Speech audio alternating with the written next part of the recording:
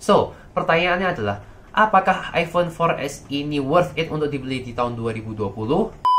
iPhone 4S ini sebenarnya memiliki desain yang bisa dibilang favorit saya untuk lini iPhone. Karena dia desainnya itu agak mengotak jadi lebih boxy gitu. Kemudian dia udah menggunakan frame metal dan juga bahan kaca di bagian belakangnya. Yang mana ini langka banget ketika tahun 2011 lalu. Dimana Samsung masih juga menggunakan bahan plastik pas itu ya. Jadi yang benar-benar tamak premium pada saat itu hanyalah iPhone 4S ini. Kemudian untuk size-nya, ukurannya ini enak banget di tangan, dipegang itu enak banget, dipakai dengan satu tangan pun enak banget.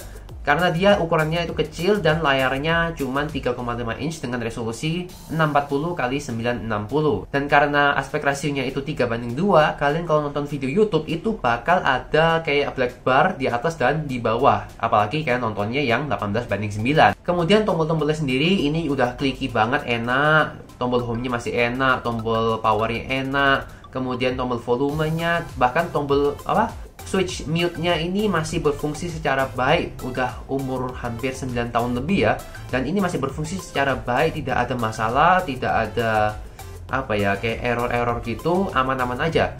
Kemudian masih ada headphone jack di iPhone ini, cocok buat kalian yang pengen jadikan iPhone 4S ini sebagai MP3 player daripada kalian beli yang mahal-mahal 1 jutaan. Cukup beli iPhone 4S aja, pakai Apple Music langganan. Harganya cuma 300 ribuan, kalian udah bisa menikmati musik di iPhone 4S ini. Kemudian untuk chargingnya, dia masih menggunakan yang versi lama banget sebelum Lightning. Ini kalau nggak salah seri 8 pin atau 32 pin, kalau nggak salah 8 pin sih. Jadi colokannya itu agak panjang dan agak susah untuk nyari di pasaran zaman sekarang ya. Kalian bisa beli online tapi ya udah jarang juga yang jual. So, untuk desain dan build quality-nya ini udah enak banget, solid, kokoh, enak lah pokoknya dipegang ini. Kemudian kita berlanjut kepada dalamannya, yaitu prosesor yang cukup lambat sebenarnya sih. Ya kencang pada zamannya tapi lambat di zaman sekarang, yaitu Apple A5 chipset. Dia basisnya itu 45 nanometer yang sekarang aja udah sampai ada yang 7 nanometer ya. Ini masih 45 nanometer. Wah, ini bener-bener tua banget.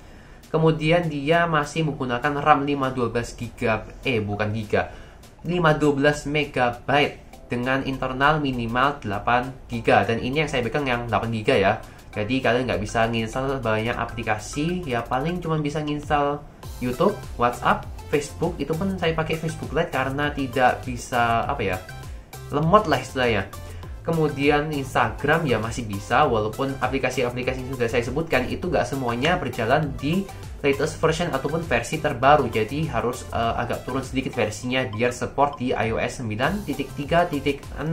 Tapi walau dia berjalan di iOS 9.3.6 ini masih lancar-lancar aja sih, walaupun ada lemot-lemotnya, cuman masih bisa dibilang ya ini HP masih bisa dipakai walaupun jadul.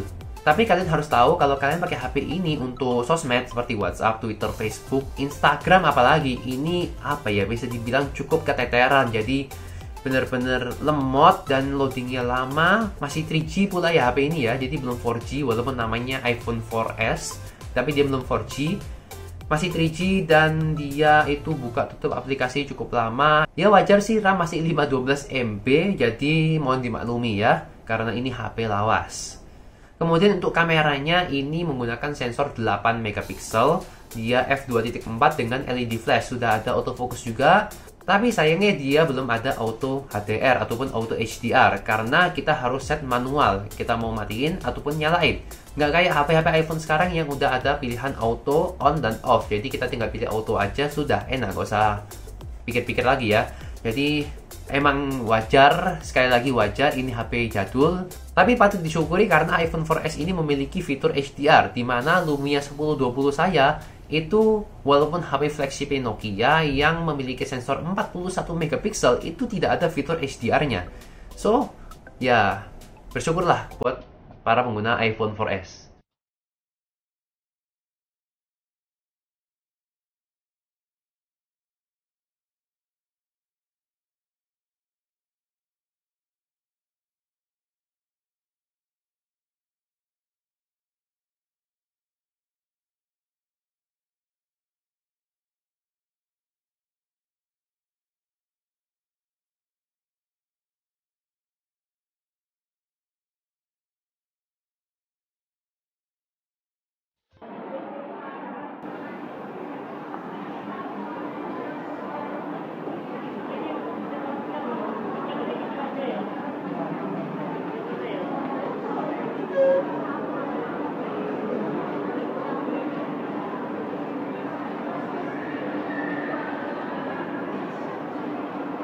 Lalu untuk battery life ini sebenarnya saya dulu mengalami masalah di iPhone 4S saya ini karena yang saya dapatkan adalah baterainya yang ngedrop. Jadi saya harus ganti dulu baterainya untuk membuat video review ini.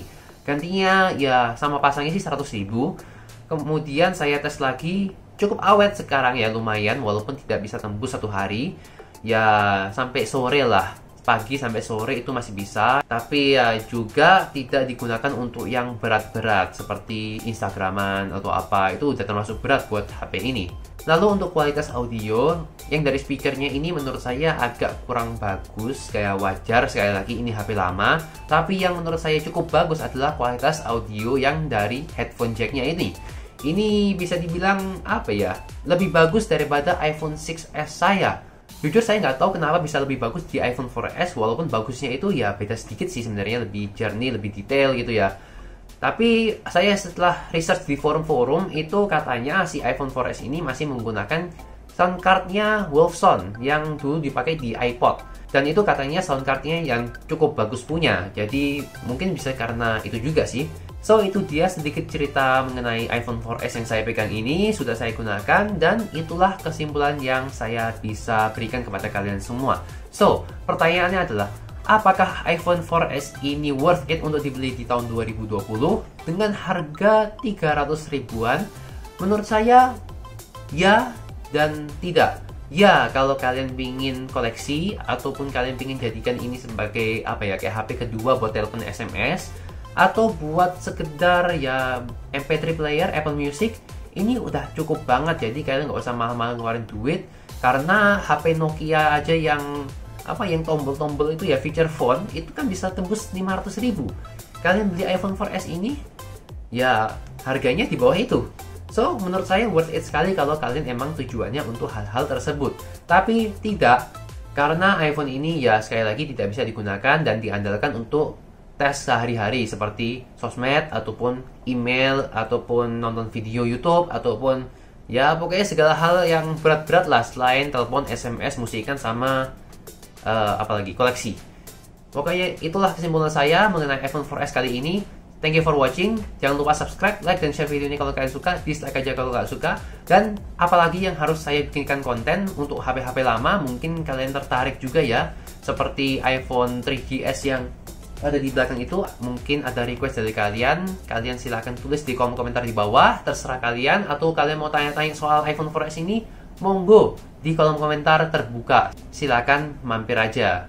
So, thanks for watching. Sekali lagi, see you in the next video. Bye.